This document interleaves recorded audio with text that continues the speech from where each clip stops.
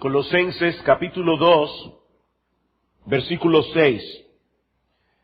Por tanto, de la manera que habéis recibido al Señor Jesucristo, andad en Él, arraigados y sobreedificados en Él, y confirmados en la fe, así como habéis sido enseñados, abundando en acciones de gracias. Mirad que nadie os engañe por medio de filosofías y huecas sutilezas, según las tradiciones de los hombres, conforme a los rudimentos del mundo y no según Cristo. Porque en Él habita corporalmente toda la plenitud de la deidad, y vosotros estáis completos en Él, que es la cabeza de todo principado y potestad. Mis hermanos, cuando nosotros leemos las cartas que el apóstol Pablo escribió y que están registradas en el Nuevo Testamento, resulta sumamente edificante mantener presente en nuestras mentes mientras leemos estas cartas algo que él mismo nunca olvidó, que antes de conocer a Cristo y convertirse en el apóstol Pablo, Saulo de Tarso fue el perseguidor más fanático, más encarnecido que tuvo la iglesia de Cristo en sus primeros años. Contando su testimonio ante el rey Agripa, en Hechos capítulo 26, Pablo le dice que hubo una época en su vida en la que él creía que era su deber hacer muchas cosas contra el nombre de Jesús de Nazaret. Yo encerré en cárceles a muchos de los santos, habiendo recibido poderes de los principales sacerdotes, y cuando los mataron, yo di mi voto. Y muchas veces castigándolos en todas las sinagogas, los forcé a blasfemar. Pablo tomaba a estos creyentes y los forzaba a maldecir a Jesucristo. Eso es lo que Pablo está diciendo aquí. Y enfurecido sobremanera contra ellos, los perseguí hasta en las ciudades extranjeras. El corazón de Saulo de Tarso estaba lleno de odio contra Cristo y contra su iglesia. Pero varias décadas después, lo encontramos escribiendo una carta, como la carta a los Colosenses, donde él está agonizando en oración por esos mismos creyentes a quienes antes perseguía, haciendo un esfuerzo enorme porque vivieran sus vidas centradas en ese Cristo al que él antes aborrecía. El Señor había volteado de dentro hacia afuera la vida del apóstol Pablo. Estaba tratando de pensar qué frase yo podía usar para ilustrar esto. Yo no puedo decir que el Señor puso a Pablo de cabeza, porque es exactamente todo lo contrario.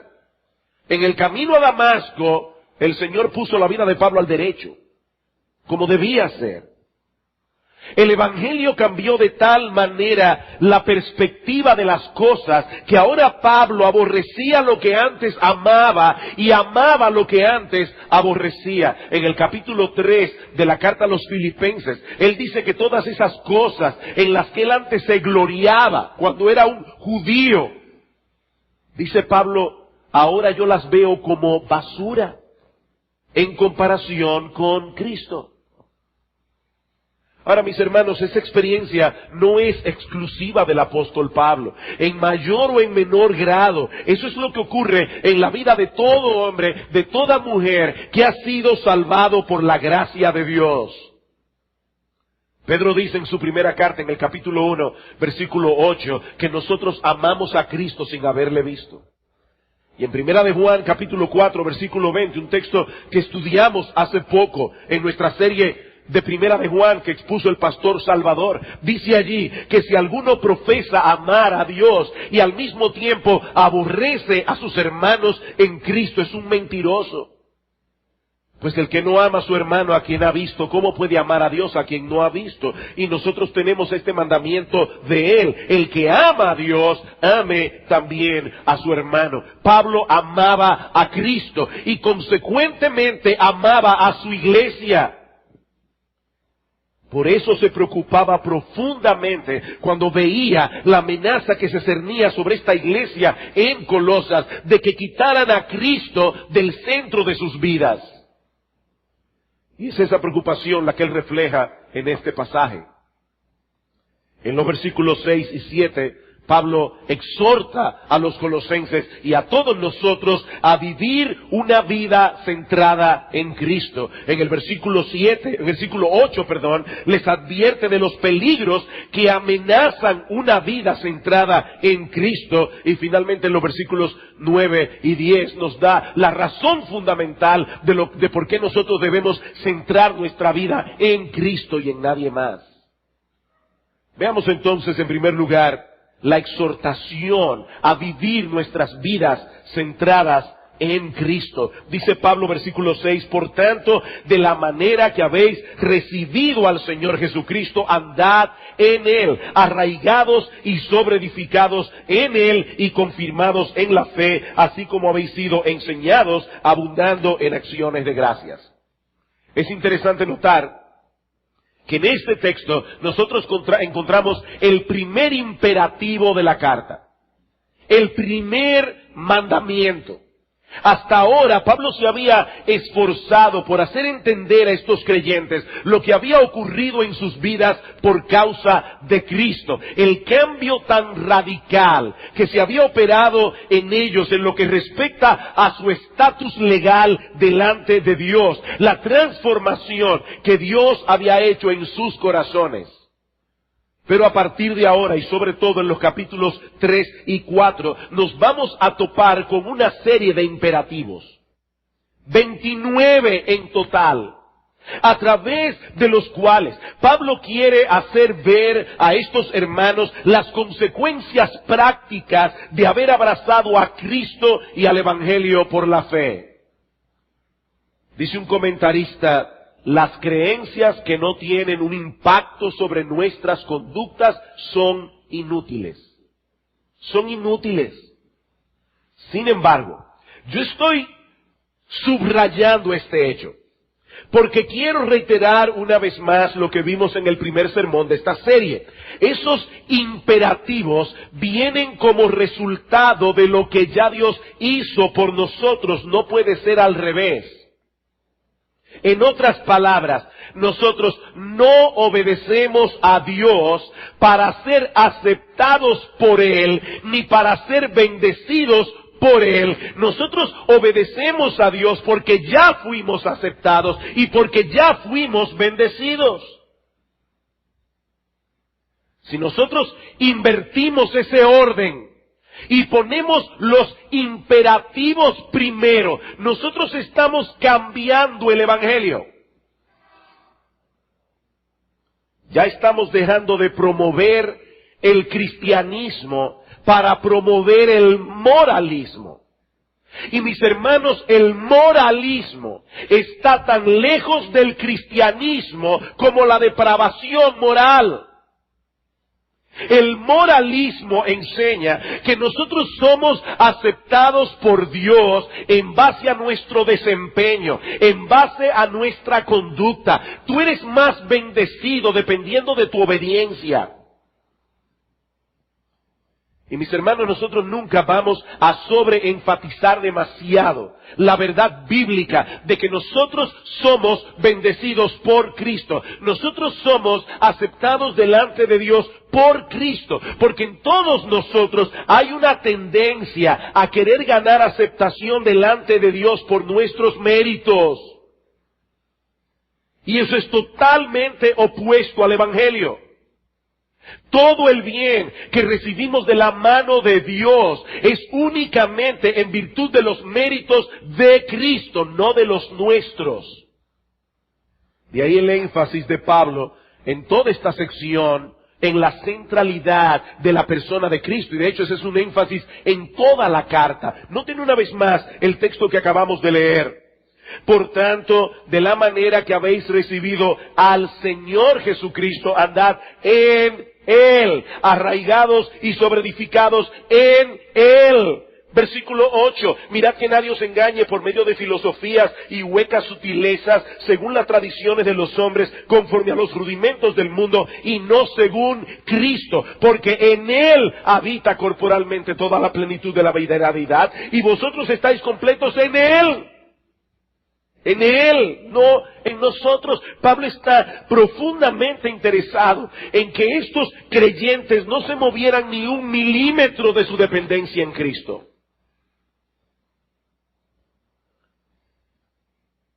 Dice en el versículo 6, de la manera que habéis recibido al Señor Jesucristo, andad en Él. Andad en Él. Así como nosotros dimos inicio a nuestras vidas cristianas al abrazar a Cristo por la fe, con todas las implicaciones que eso tiene, así debemos ahora continuar nuestras vidas andando en Él. Ahora, antes de explicar en una manera práctica lo que esto significa, hay algo que yo no quiero pasar por alto. Noten que Pablo define en este texto el inicio de nuestras vidas cristianas como haber recibido al Señor Jesucristo. O como dice la Biblia de las Américas, a Cristo Jesús el Señor. Hace unos años atrás hubo una fuerte controversia teológica acerca de la salvación. Algunos teólogos afirmaban que se puede tener a Cristo como Salvador sin tenerle al mismo tiempo como Señor. Estos teólogos planteaban que la vida cristiana se puede vivir en dos etapas. La primera es cuando somos salvados por Cristo y somos meramente cristianos. La segunda es cuando venimos a ser discípulos. En la primera etapa, el cristiano, decían estos teólogos, es todavía gobernado por su yo. Son cristianos pero carnales. El yo todavía reina, aunque Cristo está dentro de sus vidas. Mientras que en la segunda etapa, ya Cristo está centrado en el trono de nuestras vidas como Señor. Pero mis hermanos, eso es totalmente ajeno a la enseñanza del Nuevo Testamento. El énfasis del Nuevo Testamento es que Cristo es el Señor. Y cuando nosotros lo abrazamos a Él por la fe, no lo hacemos simplemente como Salvador, sino como todo lo que Él es. ¿Saben, mis hermanos, cuántas veces en el libro de los Hechos se usa la palabra Salvador para referirse a Cristo? Eso es sorprendente. 2 veces. En todo el libro de los Hechos, Hechos 5:31, Hechos 13:23. ¿Saben cuántas veces se usa la palabra Señor en el libro de los Hechos para referirse a Cristo? Bueno, ayer yo me tomé la molestia de contarlas. 105 veces. 2 veces como Salvador, 105 veces como Señor. ¿Saben qué significa eso? Que el énfasis de la iglesia cristiana en sus primeros años es tan claro como la luz del mediodía. Jesucristo es el Señor y nadie puede ser salvo a menos que se someta voluntariamente a su señorío. Ahora, el punto que Pablo está haciendo en el versículo 6 es que de la misma manera que en un momento de nuestras vidas nosotros abrazamos a Cristo Jesús como Señor, y el verbo que Pablo usa allí implica la idea de una acción que se hace una sola vez y para siempre. Bueno, así también, dice Pablo, por el resto de nuestros días debemos continuar viviendo nuestras vidas en Él. Y el verbo allí implica una acción continua. Un comentarista lo explica de este modo: que sea Cristo el que establezca vuestros valores, que sea Cristo el que guíe vuestros pensamientos, que sea Cristo el que dirija vuestra conducta. Noten que no se trata simplemente de vivir con Cristo. Lo que Pablo está diciendo aquí es que nosotros debemos hacer de Cristo la atmósfera en la que nosotros vivimos nuestras vidas. Es vivir en dependencia de Él, en consonancia con Él, para la gloria de Él, siguiendo tras las pisadas de Él. Dice el apóstol Juan, en 1 de Juan 2:6, que el que dice que permanece en Él, debe andar como Él anduvo. Noten cómo Pablo define ese andar en el que Cristo ocupa su justo lugar como Señor. Versículo 6 otra vez.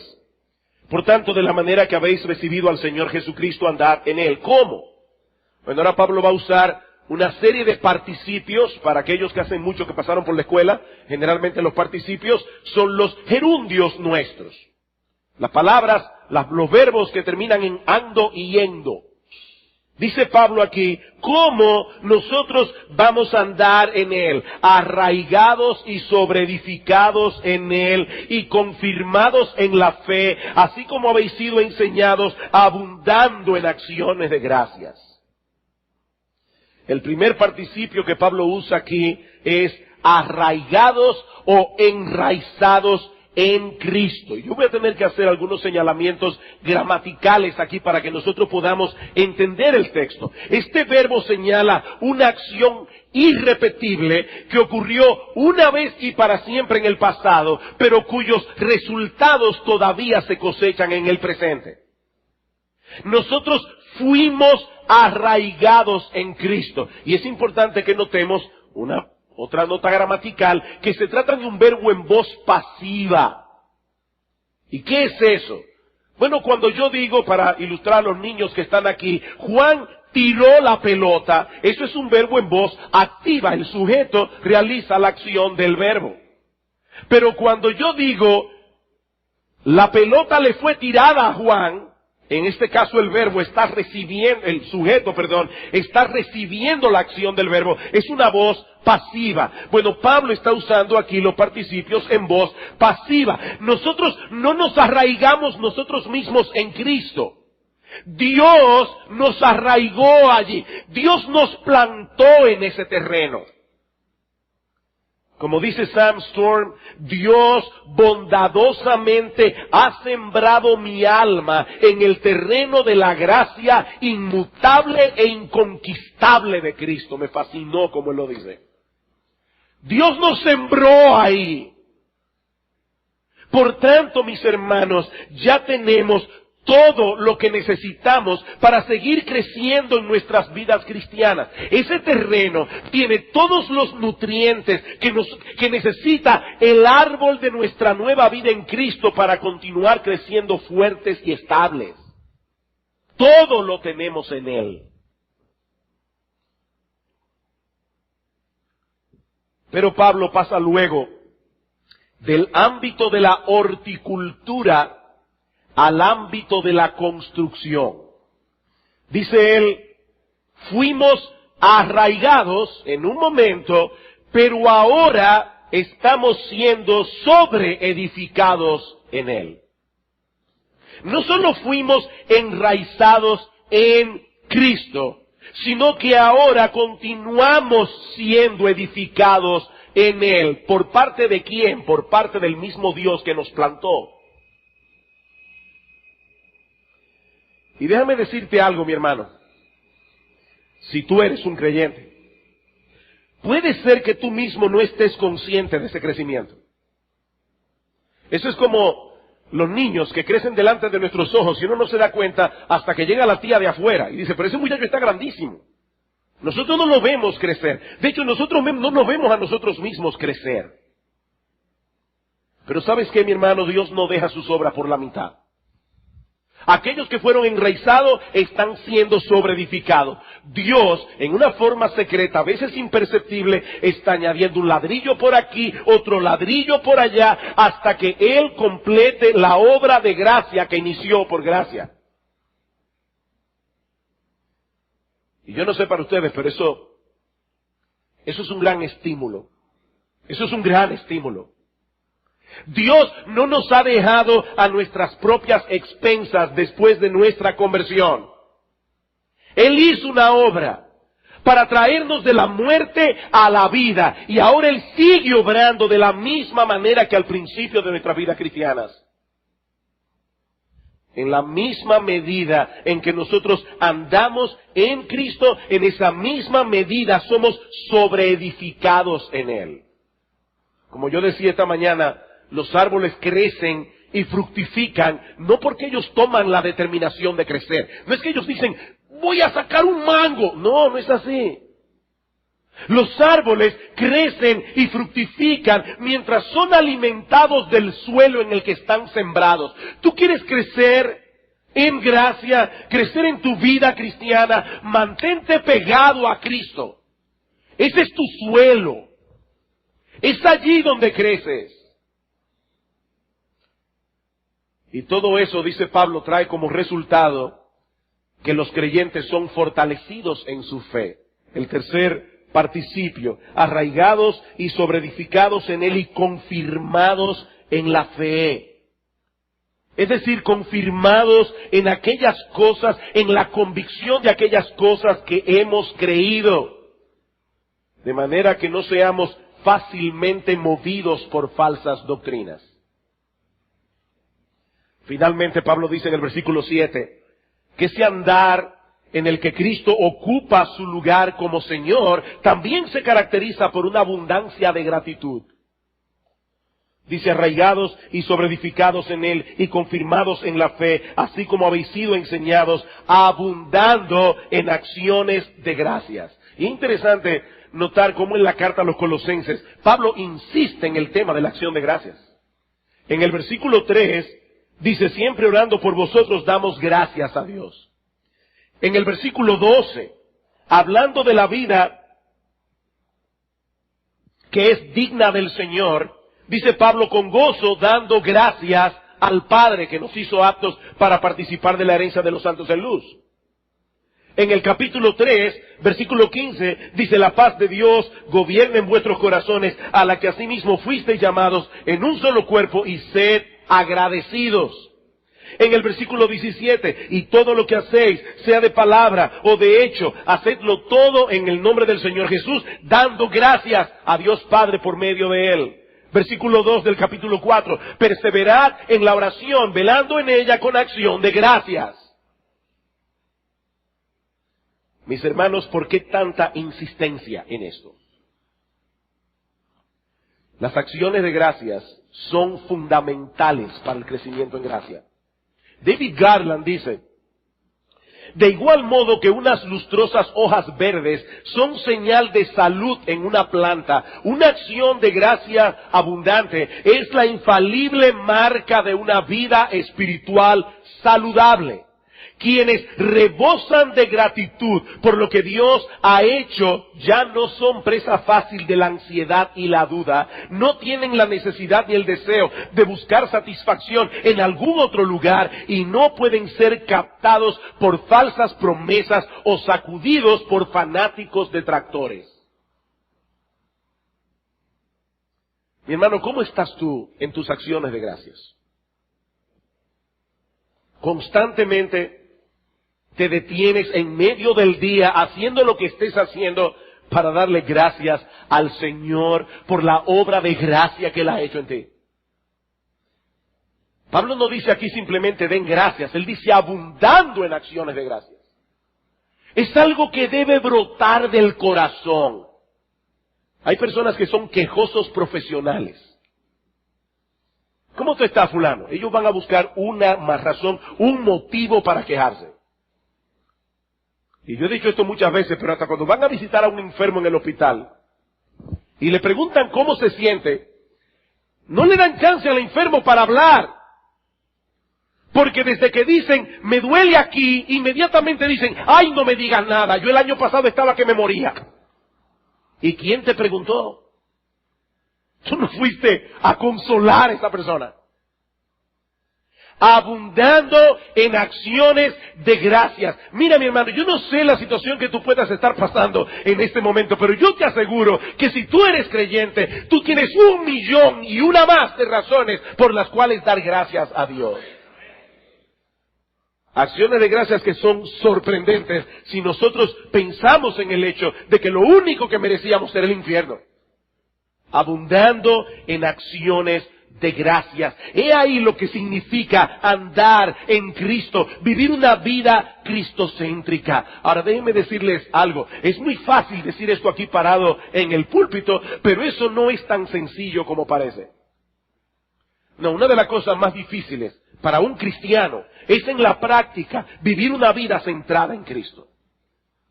No solamente tenemos que luchar con el pecado que todavía mora en nosotros y que trata constantemente de movernos hacia la autosuficiencia, a buscar nuestra felicidad y contentamiento en un montón de cosas fuera de Cristo,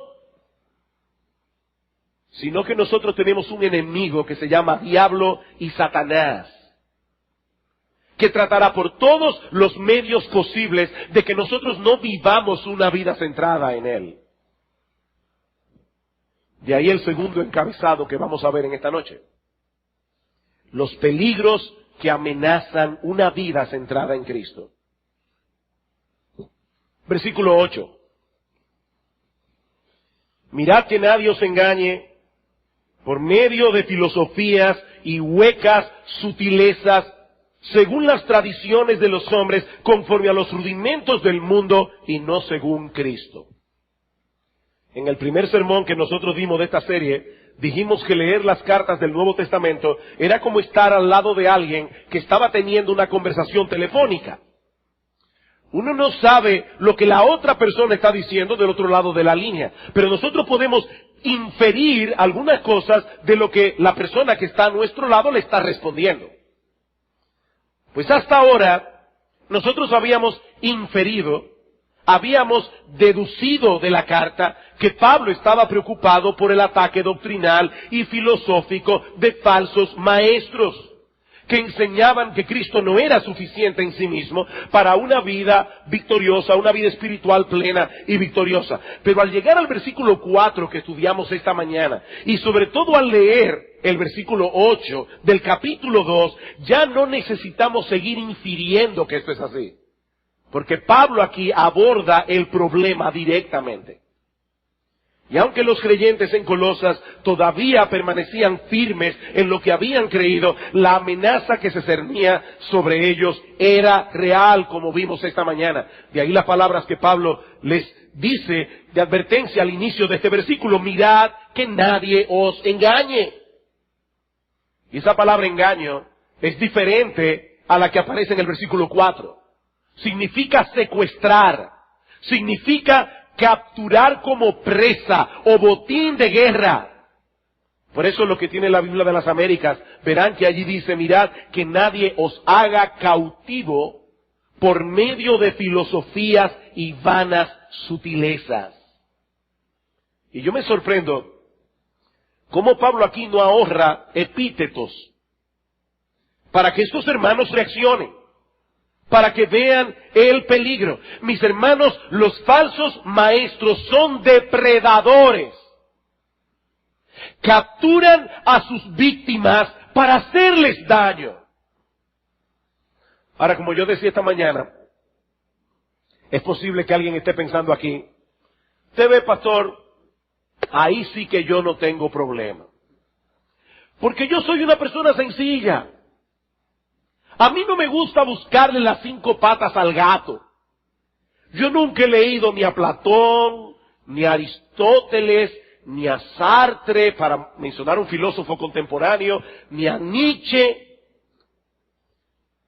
Mi hermano, déjame decirte algo. No es de ese tipo de filosofía de la que Pablo está hablando en este pasaje. En los días de Pablo se usaba la palabra filosofía para describir cualquier sistema de pensamiento que tratara de enseñar a los hombres cómo vivir en este mundo. Un historiador dice lo siguiente al respecto: todo lo relacionado con teorías acerca de Dios, del mundo, del significado de la vida humana, era denominado en ese tiempo filosofía. Si nosotros sustituimos esa palabra por cosmovisión o por perspectiva de la vida, tal vez te haga más sentido. Mi hermano, escúchame con atención. Cualquiera que pretenda enseñarte, directa o indirectamente a través de los medios masivos de comunicación, a través de la televisión, a través de los diarios, a través de la internet, a través de las películas, cualquiera que pretenda enseñarte cómo tú debes vivir tu vida y manejar tus asuntos en esta vida, que sean contrarios a la mente de Cristo revelada en su palabra, está incluida en la palabra filosofía que Pablo está usando aquí. Déjenme ser más específicos. Cuando ustedes escuchan a los expertos decirles que nosotros tenemos que tener cuidado en la crianza de los hijos,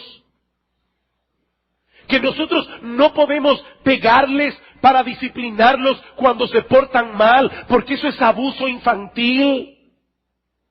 Cuando nosotros oímos a estos expertos decirnos que nosotros no podemos demandarle a un niño, por supuesto, y me estoy refiriendo a un niño que tenga la capacidad de poder entender esto, obediencia a la primera voz, ya tú te estás exponiendo a una filosofía que es contraria a la mente de Cristo.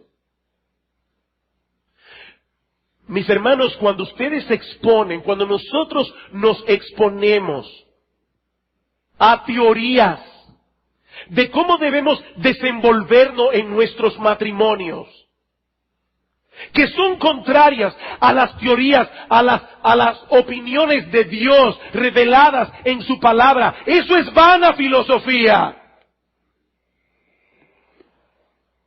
Cuando nosotros comenzamos a escuchar a estas personas que quieren hacernos ver cómo debemos manejar nuestra vida emocional en aspectos que son contrarios a la palabra de Dios, mis hermanos, eso es vana filosofía. Por más sofisticadas que suenen, son huecas sutilezas, dice Pablo. Si lo que dicen suena bien, pero es una ilusión insulsa. En Cristo están escondidos todos los tesoros de la sabiduría y del conocimiento. Todo lo que es contrario a lo que Él dice está mal. Así de simple como suena. Así de simple como suena.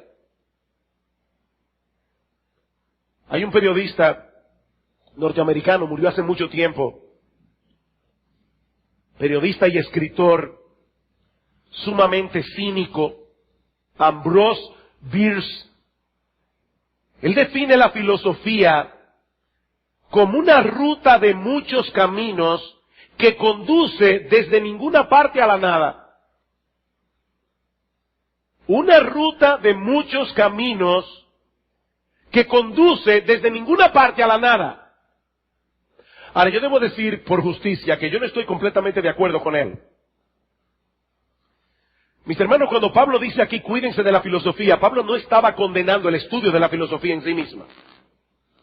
Pablo está pensando en una filosofía en particular. De hecho, déjeme decirle, yo creo que el estudio de la filosofía puede ser muy beneficioso.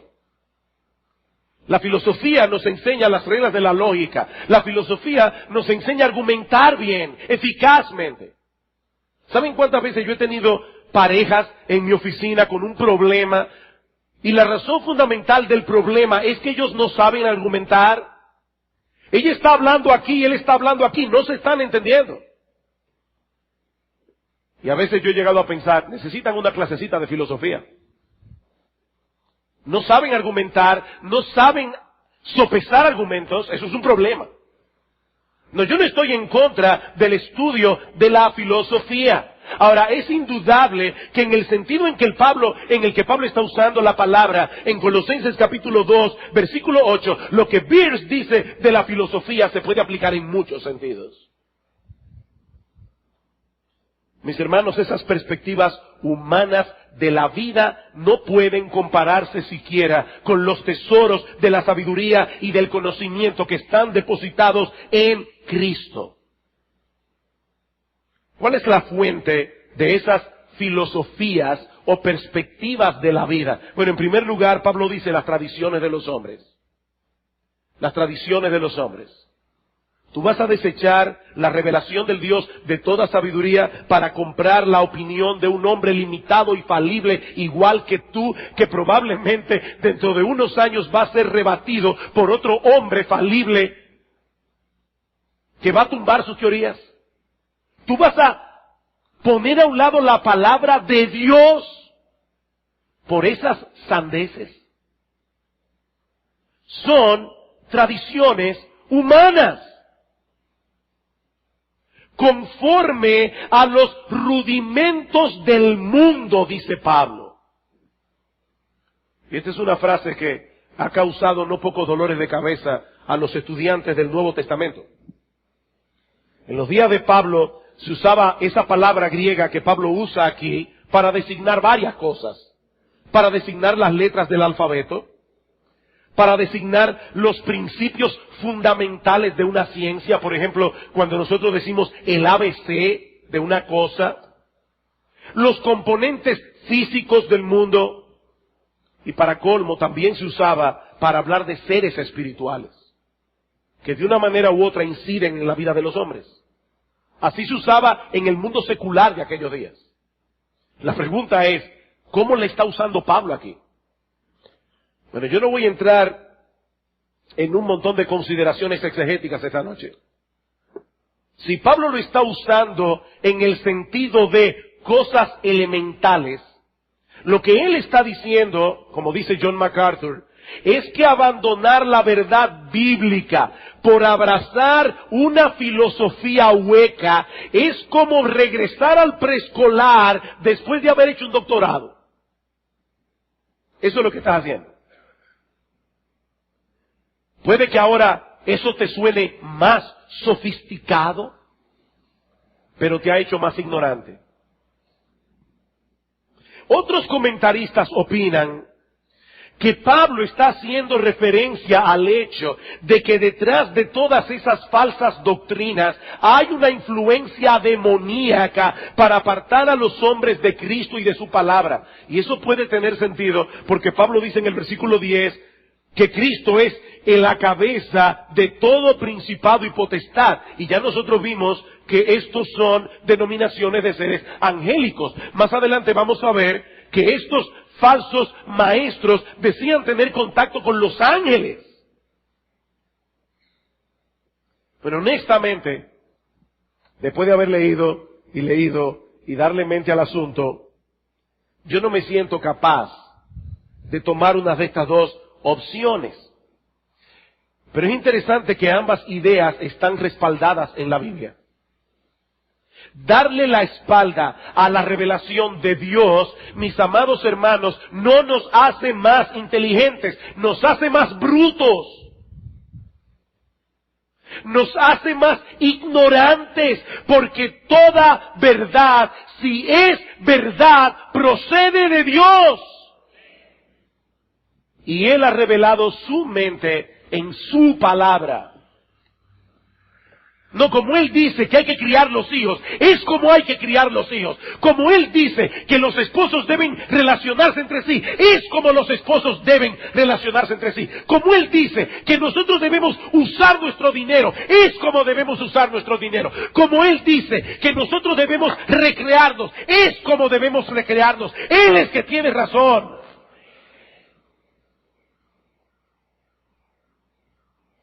Pero por otra parte, ciertamente es verdad que detrás de las falsas doctrinas hay una influencia demoníaca que no siempre se ve tan claramente. Vamos a 2 Corintios capítulo 11.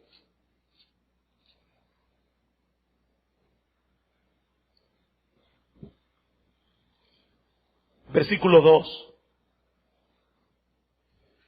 Porque os celo con celo de Dios, pues os he desposado con un solo esposo para presentarnos como una virgen pura a Cristo. Pero temo que como la serpiente con su astucia engañó a Eva, vuestros sentidos sean de alguna manera extraviados de la sincera fidelidad a Cristo. Versículo 13, porque estos son falsos apóstoles, obreros fraudulentos, que se disfrazan como apóstoles de Cristo. Y no es maravilla, porque el mismo Satanás se disfraza como ángel de luz. Así que no es extraño si también sus ministros se disfrazan como ministro de justicia, cuyo fin será conforme a sus obras. Mis hermanos, déjenme decirles algo con todo mi corazón, como pastor de esta iglesia. Me da mucha pena y me da mucho temor cuando escucho personas que profesan ser cristianas tomar con ligereza las enseñanzas bíblicas que se proclaman desde el púlpito para sustituirlas por meras opiniones humanas.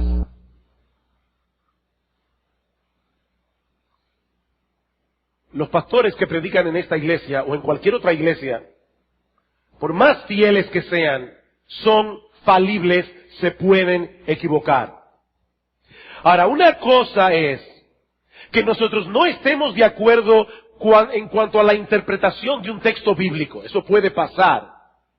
Pero otra muy distinta es que nosotros echemos a un lado la revelación de Dios que ha sido cuidadosamente explicada por el expositor simplemente porque no nos gustan las implicaciones de su enseñanza. Eso es otra cosa.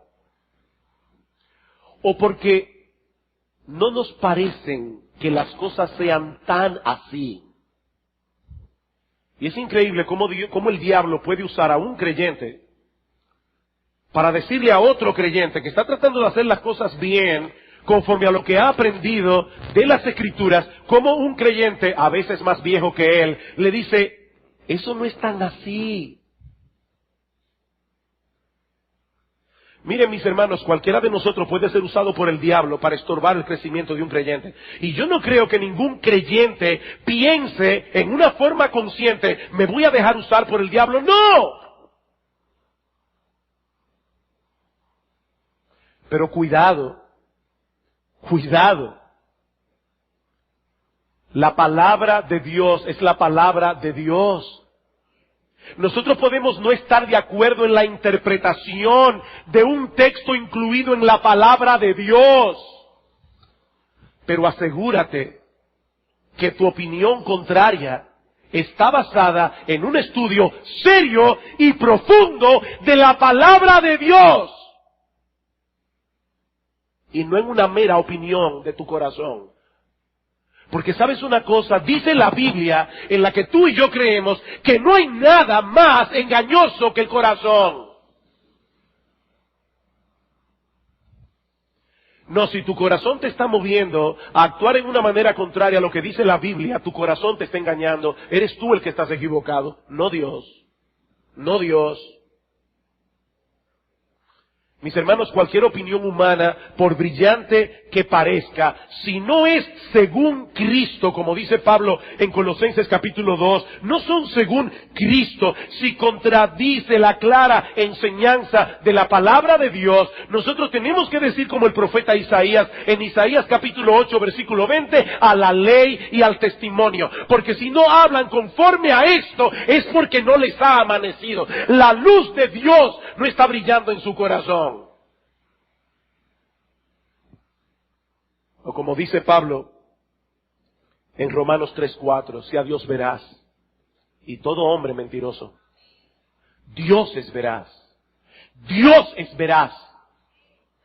El hombre es un mentiroso.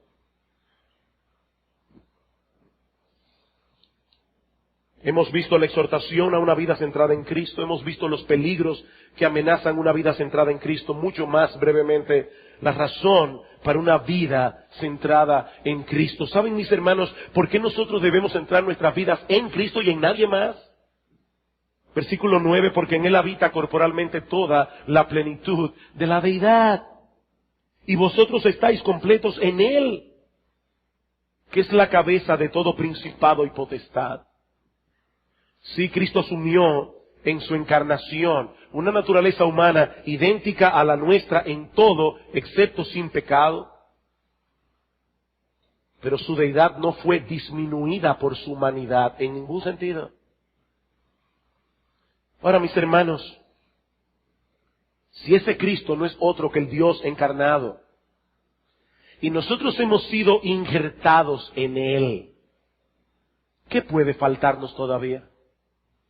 ¿Qué puede faltarnos? Mis hermanos, nosotros estamos completos en Cristo. Todo lo relacionado con nuestra salvación, todo lo relacionado con nuestra santificación, todo lo relacionado con nuestro crecimiento y madurez espiritual, todo lo tenemos en Él. Estamos completos. Estaba pensando lo triste que es. ¿Cuántos creyentes en Cristo, buenos hermanos, se pasan la vida buscando una segunda bendición espiritual posterior a su salvación, porque alguien los ha convencido de que si ellos no hablan en lenguas, son creyentes inmaduros que todavía no han recibido el bautismo del Espíritu Santo? ¿Qué dice Pablo en 1 Corintios capítulo 12, versículos 12 al 13? Dice Pablo allí: porque así como el cuerpo es uno y tiene muchos miembros, pero todos los miembros del cuerpo, siendo muchos, son un solo cuerpo, así también Cristo, porque por un solo Espíritu fuimos todos bautizados en un cuerpo. No hay ningún creyente verdadero que no haya sido bautizado en el Espíritu Santo. En mis primeros días de conversión, tenía como 2 o 3 meses de convertido, hice un viaje a Puerto Rico. Y allí me metí de lleno en un grupo de personas que tenían estas enseñanzas. Y yo recuerdo que me regalaron una obra, un libro, donde relataba el testimonio de una persona. Voy a ahorrarme su nombre, es una persona muy conocida en el mundo evangélico. Yo me comí el libro en un solo día, de un tirón. Terminé de leerlo a las 2 de la mañana y yo me acuerdo todavía como ahora, yo recién convertido, suplicándole a Dios: Señor, si a mí me falta algo, a mí no me importa lo que mi iglesia cree en Santo Domingo. Si yo necesito hablar en lenguas, yo te pido que tú me des el don de lenguas. Porque este libro prácticamente me convenció que en mi vida cristiana faltaba algo. No, mi hermano, si tú eres cristiano, a ti no te falta nada. Estás completo en Cristo. Ahora déjeme decirle, eso no ocurre únicamente a nivel religioso. La propaganda de este mundo está diseñada para hacernos sentir insatisfechos si no tenemos esto, si no tenemos aquello. No, mi hermano, tú puedes ser el hombre o la mujer más pobre del planeta. Tú estás completo en Cristo si tú eres creyente. Tú estás completo en Cristo. Tú eres más rico que el más rico en Cristo. Mis hermanos, podemos decir sin temor a exagerar que prácticamente todos los problemas del creyente tienen su origen en una mala comprensión de esta verdad. Prácticamente todos los problemas. La iglesia de Colosas estaba caminando bien, pero Pablo les hace ver que si ellos querían permanecer firmes en la fe, si querían seguir corriendo bien la carrera, ellos debían sostener con Cristo una relación en constante crecimiento y debían recordar continuamente la plenitud que poseían en Él. No se dejen engañar, dice Pablo. Querido hermano, querida hermana, déjame hacerte una pregunta. ¿Cómo está tu relación con Cristo? Yo no te estoy preguntando en cuántas actividades eclesiásticas y religiosas tú estás inmerso. Esa no es la pregunta. La pregunta es, Cristo es una persona. ¿Cómo está tu relación con Cristo?